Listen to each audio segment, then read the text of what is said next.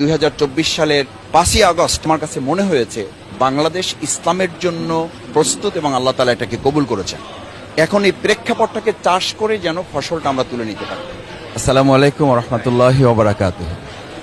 আমাদের শ্রদ্ধাভাজন হোস্ট, আমাদের প্রিয় মাতৃভূমি বাংলাদেশে গণ্ডি ছাড়িয়ে গোটা পৃথিবীর মানচিত্রেই শ্রদ্ধেয় ডক্টর মাওলানা মিজানুর রহমান আজহারি ভাইয়ের আজকের এই আমন্ত্রণে আমরা যারা এখানে এসেছেন, আমরা প্রথমে আল্লাহ শুকরিয়া আদায় করি আলহামদুলিল্লাহ, যেরকম একটা বরকতপূর্ণ আয়োজনে আমাদেরকে আল্লাহ তাআলা শামিল হওয়ার তৌফিক দিয়েছেন।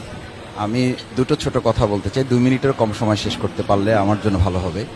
আমি যারাদের সাথে আমরা আজকে মিলিত হতে সুযোগ পেয়েছি, এটি বাংলাদেশের জন্য অত্যন্ত গৌরবের এবং অত্যন্ত মর্যাদার যে এরকম একটা সময় আমাদেরকে আল্লাহ তাআলা দয়া করে দান করেছেন। এখানে প্রায় সকলেই বলা যায় আমরা দীর্ঘ একটা সময় ভিন্ন রকম একটা পরিবেশে আমাদেরকে জীবন